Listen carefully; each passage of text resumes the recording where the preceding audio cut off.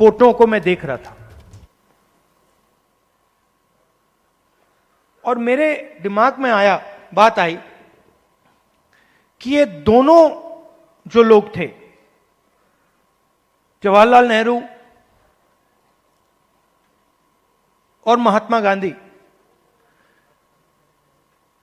ये दोनों सच्चाई से मोहब्बत करते थे।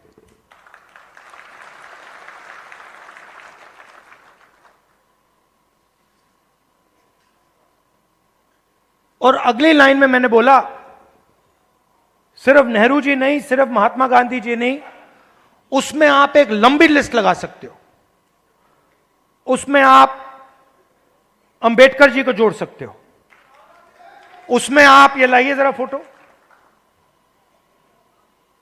उसमें आप इनको भी जोड़ सकते हो।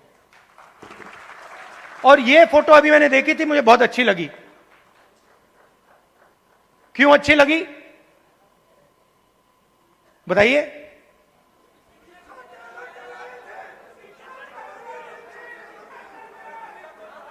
क्योंकि जो इनकी पत्नी है और इनके बीच में समानता है, रिस्पेक्ट है। ये देखकर ये पता लग रहा है कि रिस्पेक्ट है। तो ये सब लोग, और आप हजारों साल पहले शुरू कर सकते हैं।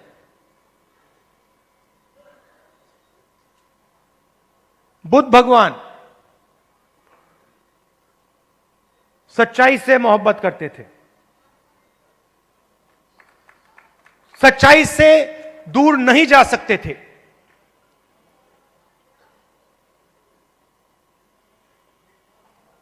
गुरु नानक, कबीर, बसवना, नारायण गुरु, लिस्ट है।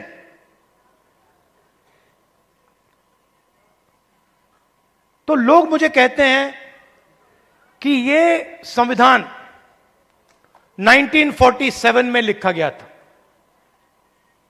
और मैं उनसे कहता हूं नहीं, यह संविधान हजारों साल पुराना है। और इस किताब के अंदर अंबेडकर जी की सोच, फूले जी की सोच, गांधी जी, नेहरू जी, गुरु नानक जी, कबीर, जिन लोगों को हिंदुस्तान मानता है और रिस्पेक्ट करता है, उनकी सोच इसके अंदर है। तो जब मैं इस किताब को, और जब आप इस किताब को ऐसे पकड़ते हो,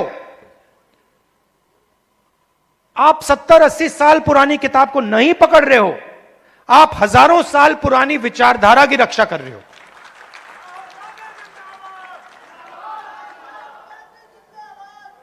और अगर हम सच्चाई की बात करें तो क्या इसमें सावरकर जी की विचारधारा है? हो ही नहीं सकती, क्योंकि वो सच्चाई का सामना नहीं कर पाए। अब ये बात किसी को अच्छी लगे ना लगे, ये सच्चाई है, तो मुझे ये बोलनी ही पड़ेगी। तो कॉन्स्टिट्यूशन हिंदुस्तान की सच्चाई का रक्षक है, और जो हजारों सालों का जो विजडम है, जो हिंदुस्तान के लीडर्स ने, बड़े बड़े महापुरुषों ने इस देश की जनता से सीखा, वो इसके अंदर है।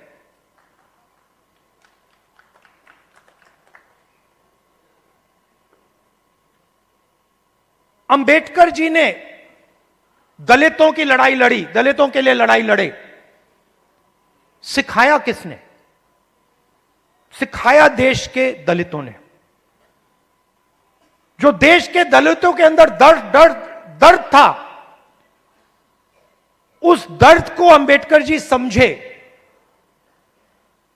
उस दुख को अंबेडकर जी समझे, उस सच्चाई को अंबेडकर जी समझे, और उस सच्चाई के लिए अंबेडकर जी लड़े। इसीलिए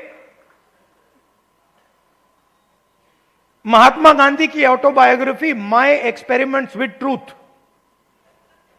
महात्मा गांधी की autobiography my experiment with lies नहीं थी, जो शायद मोदी जी लिख पाएंगे।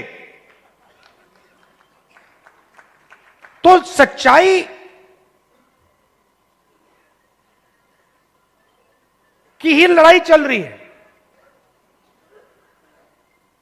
और आजकल क्या हो रहा है,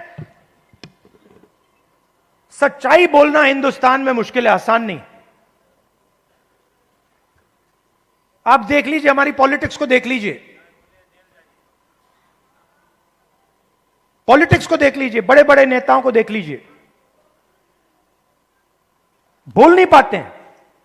पूरा देश जानता है कि सच्चाई यह है, और बड़े से बड़े नेता चुप हो जाते हैं।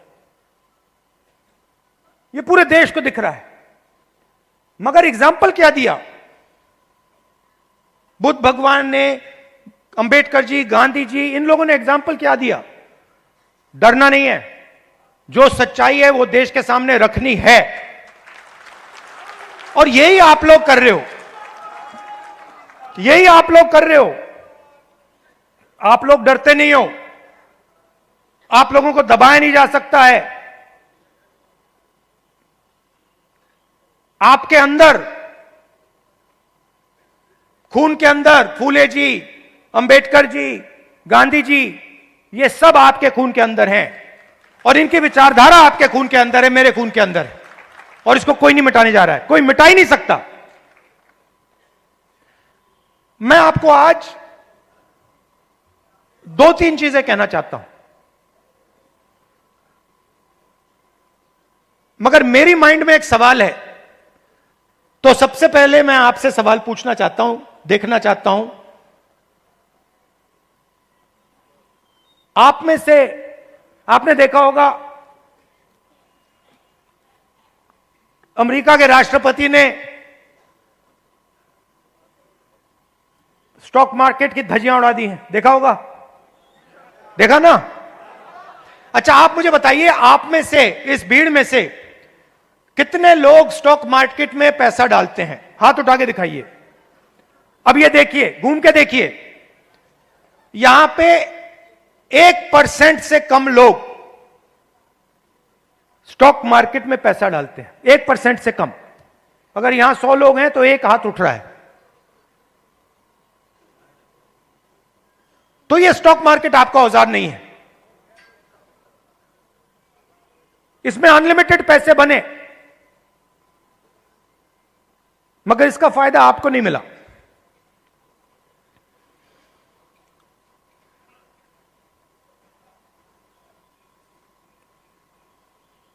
सीधी बात करूं, सीधा बोलूं, ठोक के, हमारे यहां पे केपी सिंह जी हैं, कहां हैं केपी सिंह जी? आइए आइए। केपी सिंह जी, अब गलत मत मानना जो मैं कहने जा रहा हूं। देखिए, केपी सिंह जी ने कहा, बैठिए बैठिए, आइए। केपी सिंह जी ने कहा कि मैं ऑर्थोपीडिक सर्जन हूं। कहा ना आपने? कहा।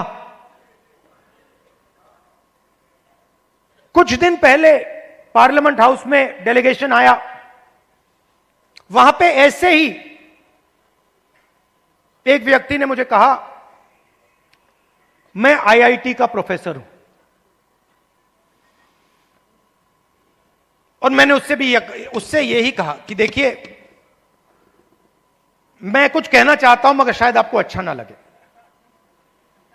इजाजत है उन्होंने कहा हां कह दीजिए, और वही मैं आपसे इजाजत लेना चाहता हूं। इजाजत है? देखिए,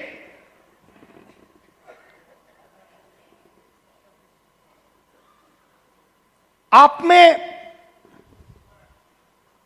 ऑर्थोपेडिक सर्जन की स्किल है,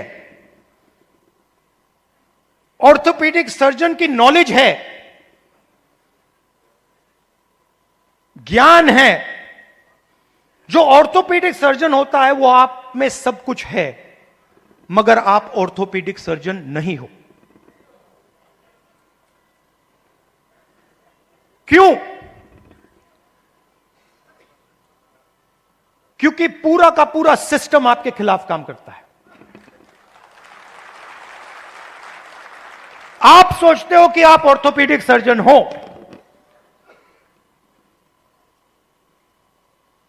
मगर आप अस्पताल को कभी नहीं चला पाओगे।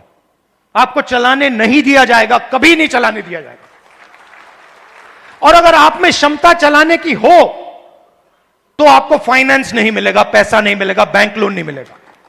और अगर आपने बैंक लोन ले लिया और आपने अस्पताल भी शुरू कर दिया, तब ब्यूरोक्रेसी आपको रोकने की कोशिश करेगी। तो आपके मन में लग रहा है आपको कि मैं ऑर्थोपेडिक सर्जन हूं, मगर ऑर्थोपेडिक सर्जन के सच्चे औजार आपके हाथ में नहीं है, आपके खिलाफ काम कर रहे हैं।